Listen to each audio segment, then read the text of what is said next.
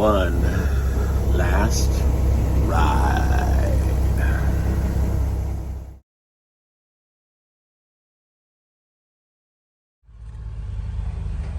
Alright, so it's still Monday, continuing from the other video, and here we are back in this quiet little neighborhood of Compton. Ow!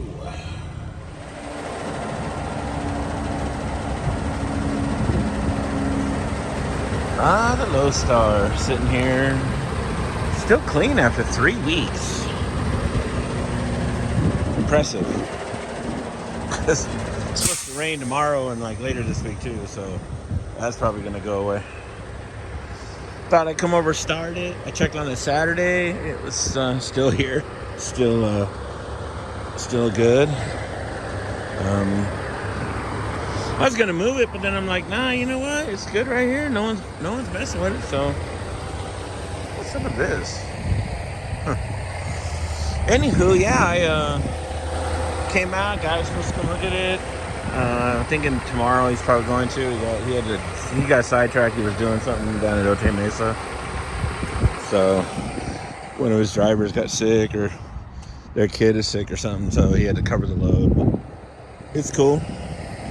Tomorrow, still off tomorrow. Today's Tuesday, so excuse me. Yeah, hopefully get it gone tomorrow. Not gonna lie, I'm gonna miss it.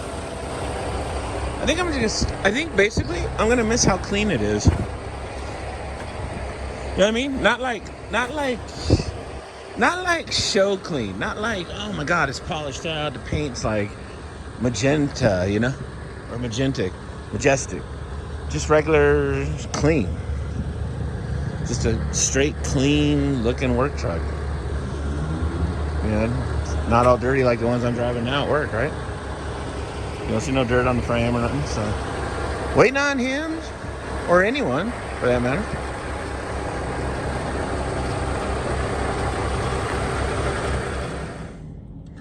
All right, just showed the truck, and tomorrow should be sold.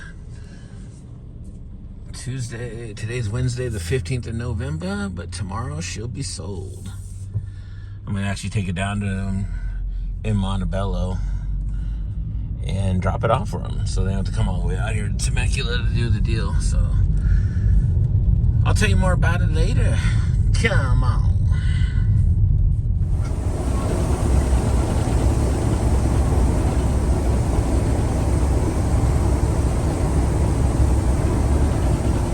Driving the LowStar for its final trip with me.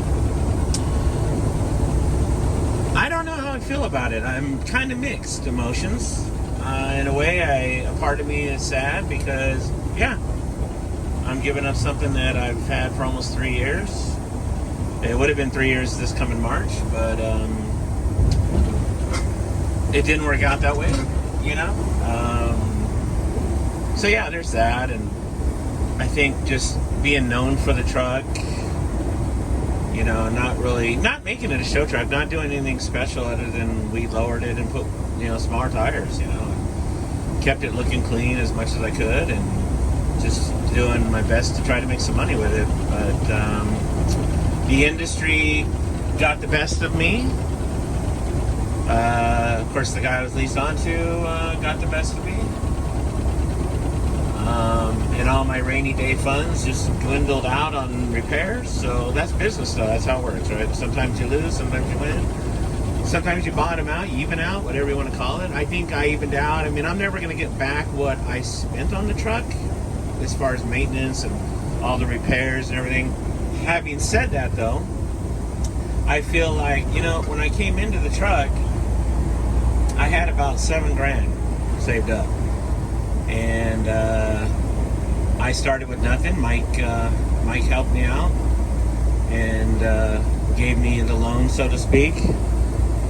And I made payments to him, and he trusted me to do so. And I've done every bit of it. It was a struggle the last 6 months and 8 months, no, almost a year. But Mike was very cool about it. He understood what was happening. He wasn't like a bank where, you know what, mofo, if you don't pay up, taking your shit, you know.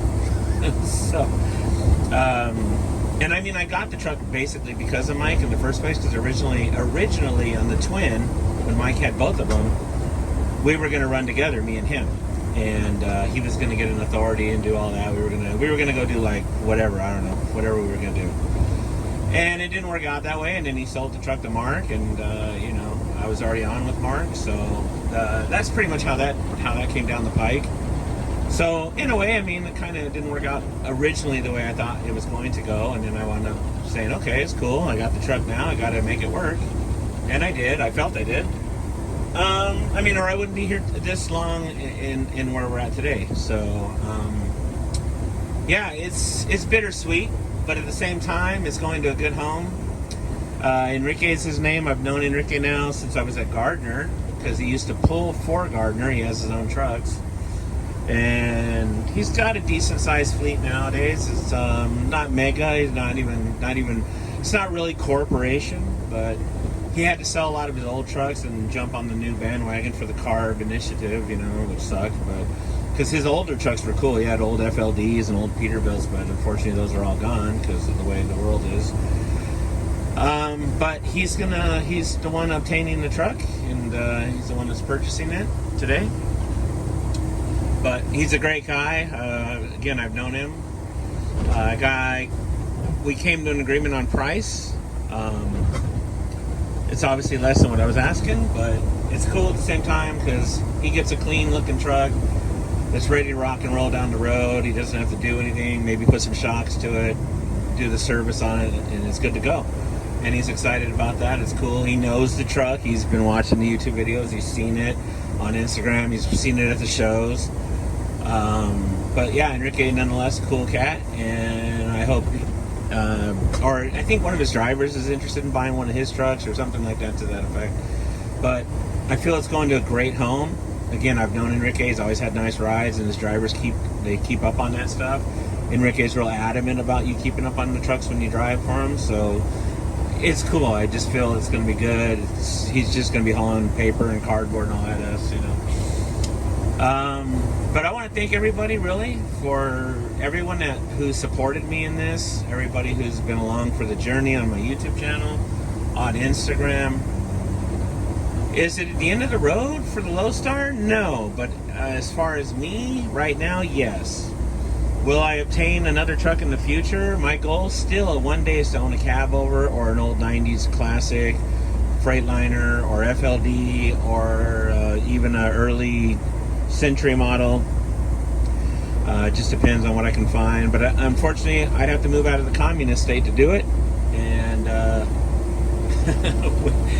when I can get out of this state and they don't have a hold on me anymore, and I'm free to move on and get my own authority and do it right, you know, and have some money saved up to where, you know, and hope that the industry's made its change and moved up a little bit and felt a little more easier on the owner operator.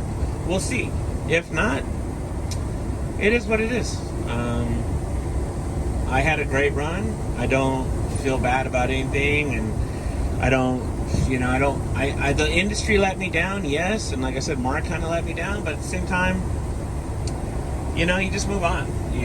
I did what I could, and I just couldn't stretch the rubber band anymore, and that was it. So, no sense in really going much further on it, really. I mean, it is what it is. Like I said, it's going to a great home. At the end of the day, it's a business decision.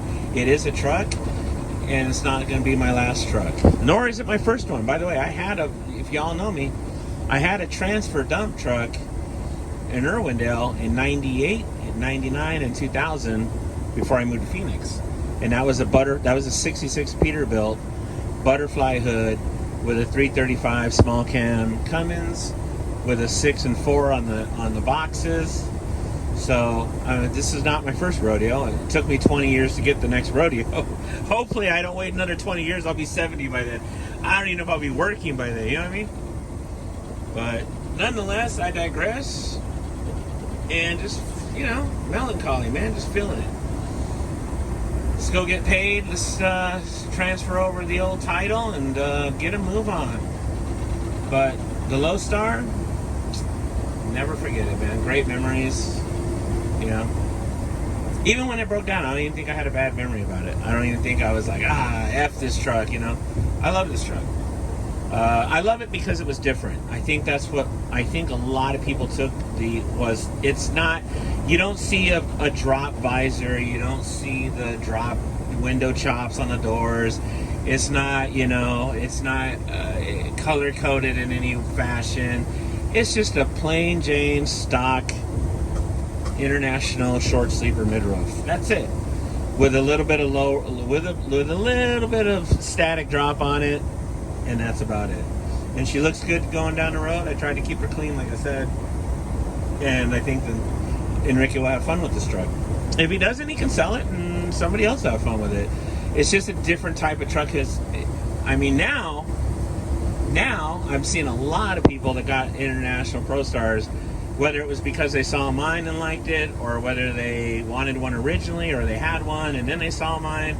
But a lot of people that have one came up to me and was like, dude, I love your truck so much, I went out and got one.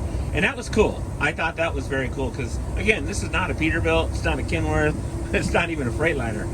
You know, this is like this is like a Volvo. This is like at the end of the spectrum for trucking. So, for it to even look cool, I thought Mike's idea, because it was his idea originally, and I'm like, nah, dude, this thing no way. When he first told me about these, oh yeah, let's slam it on the ground, it's gonna look sick. I'm like, dude, no way. Not even close. I was so against it. And yet I wound up buying it. So here we are. Long story short, he was right. It definitely had a cool factor to it. Or you hated it, you know, and if you hate it, cool. I've always said that. If you hate the truck, great. There's trucks I hate, so they're not for everybody. But for me and a few other handful of people that like International Pro Stars, cool. Do I wish I had the Cummins? Yeah. But then again, everybody I know with the Cummins on the International Pro Star, they all had the same problems I had on this Max Force. Maybe the difference was the labor wasn't as bad because there's more labor work on this Max Force, but they were paying more out in engine parts. So the equation was, whether the Max Force was cheaper on parts, it cost the same in labor as it did for the Cummins for less labor parts. So I think it's a balanced equation. They both have their knock sensor problems. They both have the EGR. They both have the DEF system. All the trucks have the same problems. Is one better than the other? I don't know. I mean, Jose, look at Jose. When I used to drive for Jose, his 579 flat top. Dude, that thing had I think it had 380,000 miles, and Cummins had to rebuild that motor. It's a 2020, and they're rebuilding the motor on that X15. So, and he's not the first guy with a brand new truck with a Cummins with about 200 grand on it, and they're having to rebuild the motor. This truck's got 600, it's never been rebuilt. So, take it with a grain of salt, you know? Every truck's different. How you take care of it makes a huge difference on what you do. Yes, there are lemons, sure. But how you treat a truck, if you treat it like it's your own personal vehicle, and those guys that treat their own personal vehicles, rolling right here with their badass box truck. Yeah, if you treat your vehicle like, you know, you love it and you take a lot of care and pride in it, and you do that with your truck, then you keep the maintenance on it, anything will last you. That's just a given. Doesn't matter what it is. So, but let me get on up here. I'll make a video of me swapping this thing out and giving it and handing the keys to Enrique and doing all that good stuff. And yeah, again, you know, I it's bittersweet, but I'm glad it's going, and I'm glad I'm getting some money for it. I'm glad everything worked out in the end, and I can get caught up on my bills. At the end of the day, that's all that matters. You know, I just want to, I don't like being behind on things, and I like paying my debts, straight up. So, on that note, I'll see you up here in just a little bit. Come on.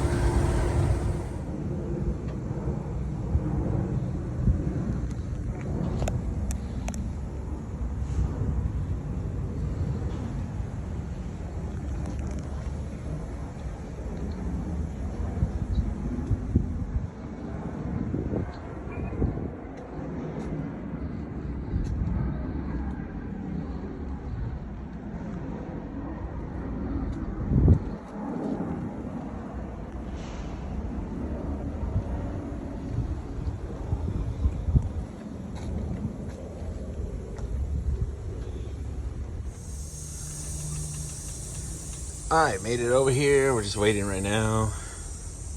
He's gonna be here in a minute. I had to go drop a bike off.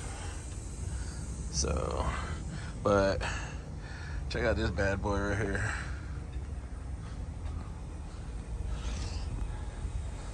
This is when I first met him. He had this truck right here. Fiberglass fenders in the back with checkerboard flags up here on the fender, as you can see on the tank. It's been sitting a while. It's a 310-inch wheelbase on this day cab. Or 300. It's a 300. My bad. Crazy. He's like, yeah, just hang tight. I'm like, well, I can't go anywhere, man. You got to give me a ride home. So I'll be here. Come on. Ow. Final ride of the LowStar. Damn, son.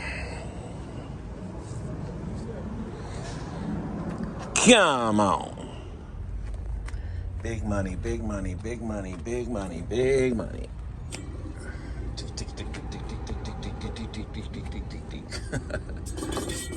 Damn, son. The differential is fucked up. For all your personal van needs, right here. No. This thing's sick, dude. I don't even think I've ever seen one with wheels yet, like customized wheels. That's crazy. When I was recuperated from COVID, All right, man. Thanks a lot. Last shot of the truck.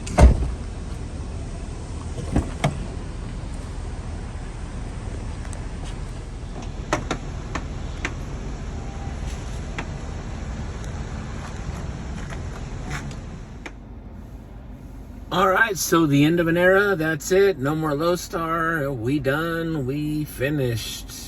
Off to Enrique, the new owner. He's EVR trucking, but that's it.